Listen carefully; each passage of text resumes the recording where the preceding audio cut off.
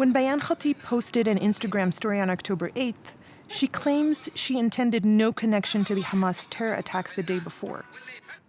This post, visible to around 20 of her close friends, turned her life upside down.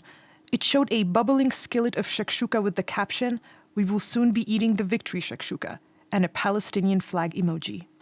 كان أوديو كوميدي، أنا عم بشارك ستوري شخصية، عم بشارك انتصاراتي اللي حكيت عنه فيكتوري شكشوكة. It's my victory. إني أنا نجحت أطبخ إشي، نجحت أعد صحن، اللي أنا معروفة بين أصحابي مش عن جد بعرف أطبخ. But what she says she thought was private wasn't. A classmate saw Bayan's post, claimed it meant she supported Hamas, and passed it on. 17 days later, the police arrested her for incitement. Her university suspended her from classes and threw her out of her dorm. Other students sent her hostile messages. أنت إرهابية، مش رح نرجع نتعلم معك، تحلميش ترجعي تتعلمي بالمؤسسات الأكاديمية الإسرائيلية، ما قلكيش أصلاً حق إنك تتعلمي، وطبعاً لازم يسحبوا منك الجنسية. Hassan Jabarin runs Adala, an advocacy group for Israel's Arab minority. He tells me they've seen cases like Bayan's surge dramatically since October 7th. Jabarin says the vast majority of people involved have not broken the law, rather that the wave of arrests is deliberate repression aimed at silencing Palestinian citizens of Israel. شرطة إسرائيل ترى اليوم أي دعم إلنا اللي هو دعم شرعي معنوي لأهلنا بغزة، دعم أو موقف ضد الحرب من طرفنا، من طرف طلابنا، طالباتنا، شبابنا وشاباتنا، إنه دعم للعدو في فترة حرب. The Israeli police told us it is committed to the fundamental right of freedom of speech, but that it is also imperative to address those who exploit this right, to incite violence, especially during times of war against a cruel terrorist organization. To many Palestinian citizens of Israel, the crackdown is not only an issue of fundamental rights. In many of Israel's mixed towns and cities, like the one I'm at right now, Palestinian and Jewish citizens have been living side by side for decades. But since the October 7th Hamas terror attacks on Israel, Palestinians here tell me they feel their loyalties are being called into question in a way that they have never experienced before. Abir Bakr is a Palestinian Israeli civil rights lawyer. زي قالوا لك بدك تقرر اليوم يا أنت إسرائيلية أو فلسطينية. علم فلسطين هو جزء من هويتي. علم فلسطين يرمز لأمور عديدة اللي أنا إذا برفعه مش معناته عم برفع أنه أنا أنتمي إلى حماس ولا إلى أي فصيل. أنا برفعه لأنه هذا جزء مني. أنا فلسطينية مواطنة في إسرائيل. She represents Dalal Abu Amne, a well-known Palestinian folk singer. Abu Amna was arrested after posting a Palestinian flag emoji with the Arabic motto, "There's no victor but God." Abir gave this account of what happened when she went to the police station on behalf of her client. قال بتقولي لا وحاطة علم فلسطين. قلت لها بس علم فلسطين ما فيه إشي غير قانوني، شو المشكلة؟ فبتقولي بالظروف اليوم وضع علم فلسطين معناته تماهي وتماثل مع أعمال إرهابية، اللي هو هذا يعني قانونيا ما له أي أساس. To Abir, the arrest of such a prominent figure in Israel's Palestinian community sent a message. فالناس بدأت تنظر إلى الموضوع أو استخدام اسم دلال جاء واعتقالها لحتى يلقنوا الناس درس إنه إذا دلال اعتقلناهم نقدر نعتقل كل واحد فيكم. After her release, Abu Amna wrote, "They tried to strip me of my humanity, silence my voice, and humiliate me in every way." It didn't stop there.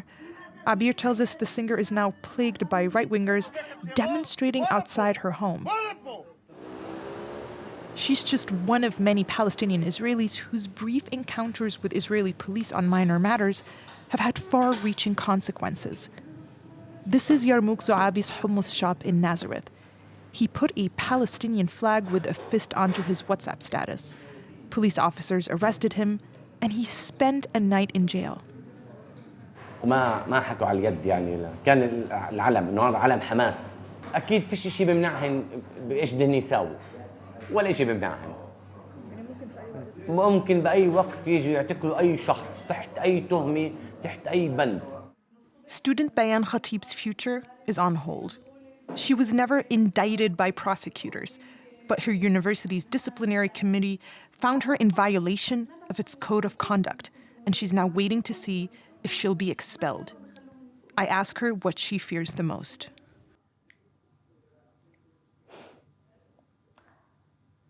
نبطل نقدر نعيش هون، نبطل نطيق نعيش هون.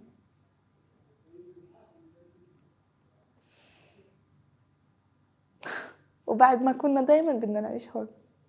أنا عم بطلب حق، عم بصرخ بلجنة، بدي أتعلم، حقي أتعلم. أهلي كل إشي عملوه عشان أتعلم.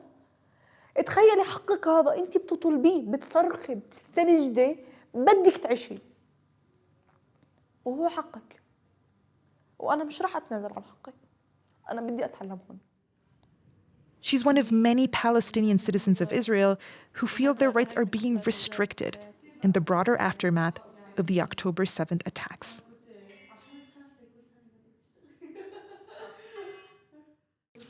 And let's bring in Special Correspondent Aya Ibrahim, who filed that report. Aya, how widespread are these arrests for posts on social media?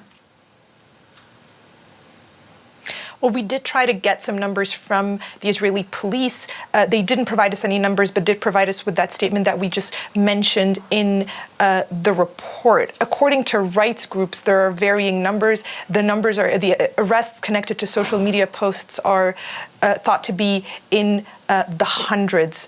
But according to Adala, the NGO that I interviewed the director of for the piece, the phenomenon is particularly sort of observable in university campuses. The Adala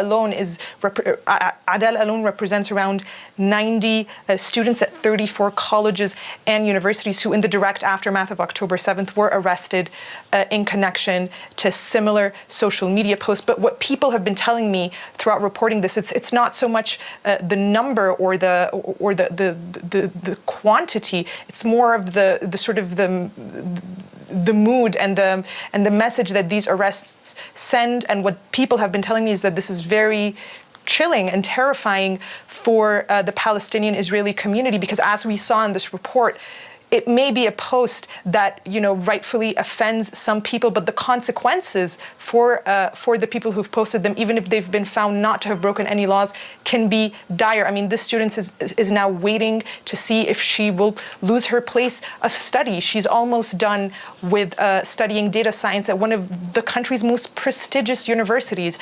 And so it's the chilling effect of it that I think is disturbing for many in the community. It's also important to mention that it's not just Palestinian Israelis that have been arrested. There have been a handful of cases of Jewish Israelis as well who have had to face arrest, interrogation in connection with posts that particularly sympathize with people in Gaza. Authorities see it differently, but these are much less, and really a handful of cases that have been reported about in the media. Okay, and can you tell us how, more broadly speaking, the Israeli Arab community, how it has been reacting to the October 7th terror attacks and the war on Gaza? I think, as we try to sort of show in this report, is that, we're talking about a community that has been part of Israel for generations.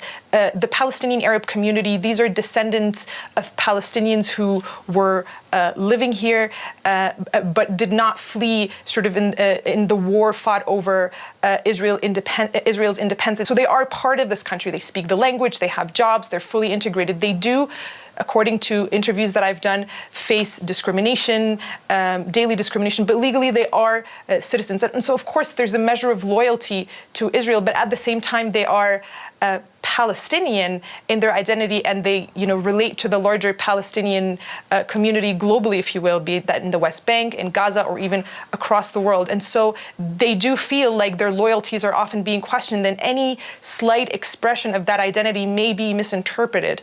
And so it's a difficult and chilling time for that community as well, in what is an extremely tense and difficult time for Israeli society. Remember, this is absolutely the most violent terror attack in the history of this country, and it's a country that has been through, many phases of violence. So it's a tense mood everywhere, even more than 3 months into the war, but particularly for that minority, they are at times, as they have told me, seen as the enemy within when they've been here for generations.